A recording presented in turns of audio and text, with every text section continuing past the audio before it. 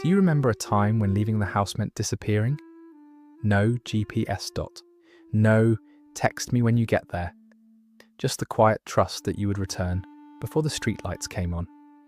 If you were born somewhere between the late 70s and mid-80s, you grew up in a world that no longer exists, and then had to become an adult in one that arrived almost overnight.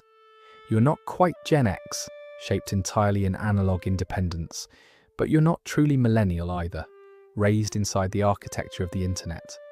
You came of age in the seam between them, and living in a seam has a psychological cost, because identity usually forms from belonging to a place, a culture, a generation. But you were always slightly out of sync with both. Too young for the cynicism of Gen X, too analog for the native fluency of millennials. So you learned something subtle, how to adapt without fully identifying, how to move between worlds without claiming either one. You remember rewinding tapes with a pencil. You also remember your first email address feeling like a doorway into the future. Both memories are equally yours, and that dual memory of before and after shapes how you see change, risk, and time itself. You didn't miss the future, and you didn't lose the past. You were simply born at the hinge of history, the moment when one world closed softly and another began loading.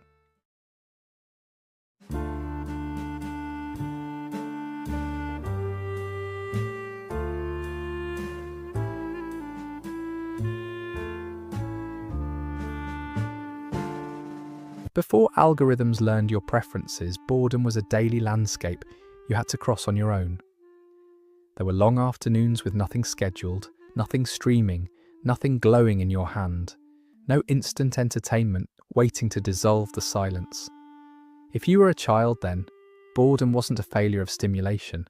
It was the default state of being. So you invented things. You turned sticks into swords, sidewalks into racetracks, empty rooms into entire worlds. You learned, without realizing it, how to generate experience from imagination alone.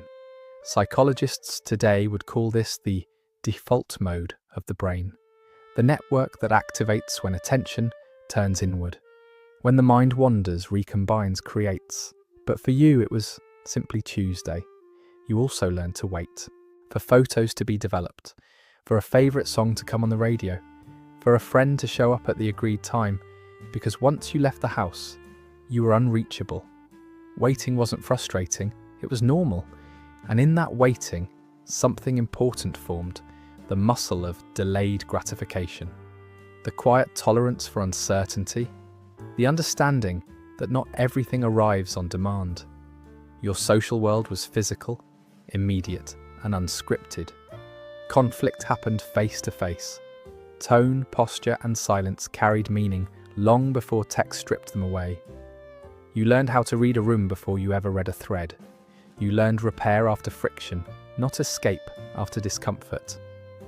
And then there was solitude, not loneliness, but the simple condition of being alone with your thoughts. No notifications punctured the quiet. No infinite scroll replaced reflection. Your mind had space to echo. That childhood, now nearly extinct, left you with something rare, the capacity to tolerate stillness without panic, to imagine without input, to exist briefly, unentertained and unobserved. You are among the last adults whose inner life formed in that analog silence, before attention became a commodity and before boredom was engineered away. Then just as you were becoming yourself, the world changed, not gradually, not across generations, but right in the middle of your adolescence, that fragile window when identity is still soft, still forming, still asking, who am I becoming? 1 year, connection, meant a phone tethered to a wall. A few years later, it meant a glowing portal, humming in the corner of the room, the internet arriving with the shrill song of a 56K modem. You were old enough to remember the before, young enough to master the after. And that combination created something psychologically rare, a kind of technological bilingualism. You learned the language of analog presence, eye contact, pauses, physical spaces, shared silence. And then you learned the language of digital mediation. Usernames, typed tone, curated selves, connection without proximity. For you, the internet was never the air you breathed. It was a place you went. You logged on, and just as importantly, you logged off. There was a boundary, clear, almost architectural, between your physical life and your digital one. School, friends, family existed in one world. Chat rooms and early profiles existed in another. Crossing between them felt intentional, even experimental. You remember building your first online identity not as an extension of your real self, but as a version, assembled, edited, tried on. The early internet was less a mirror than a laboratory. But here's the quiet psychological shift. As adulthood unfolded, that boundary dissolved. The place you used to visit became the environment you lived inside. Work moved online, friendship moved online, memory moved online, and somewhere along the way, the log-off door disappeared. You carry even now the memory of when it existed, a time when connection had edges, when presence and absence were distinct states. Growing up during the internet shift didn't just teach you new tools, it rewired your sense of where life happens and left you with the strange, persistent awareness that reality itself once had an exit button. Identity usually grows from belonging, a generation, a culture, a shared story you can point to and say, that's mine. But if you are a Xennial, that recognition often arrived, slightly out of focus. You were told you were Gen X, yet you didn't quite share their hardened detachment, their fully analog formation. Later you were folded into Millennials, yet you never felt native inside the digital world that defined them. So you learned to translate rather than inhabit, to move between generational spaces without fully settling into either one. Psychologically, this creates a subtle but persistent state, the in-between identity. Not fragmented, but hybrid. Not lost, but unclassified.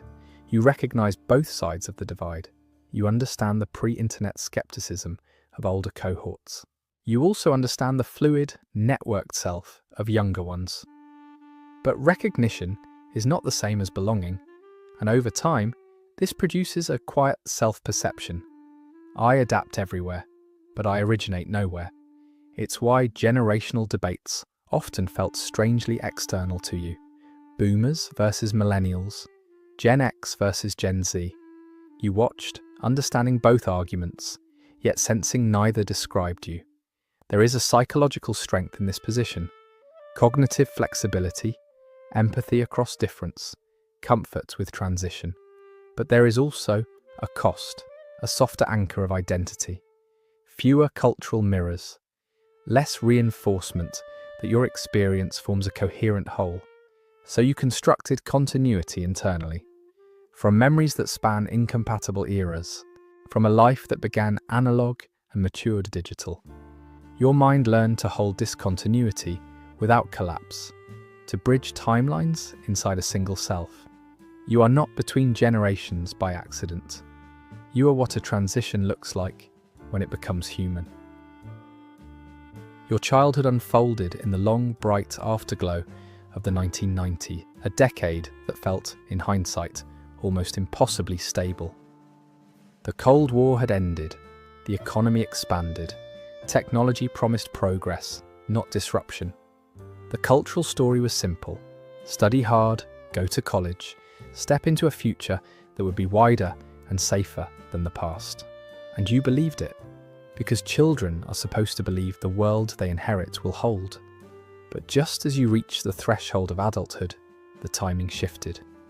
The dot-com bubble, the very future you were told to prepare for, burst as many of you were entering college or the workforce.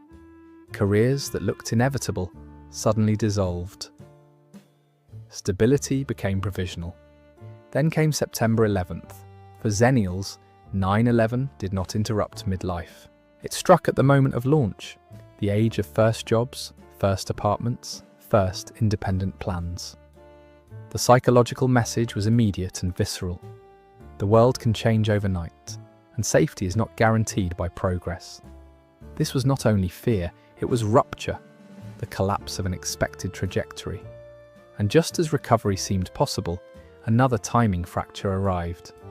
The 2008 financial crisis landed precisely when many Zennials were approaching traditional milestones.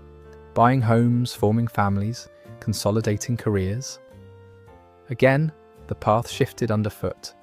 These stacked disruptions imprinted a distinctive worldview often described as cynical optimism.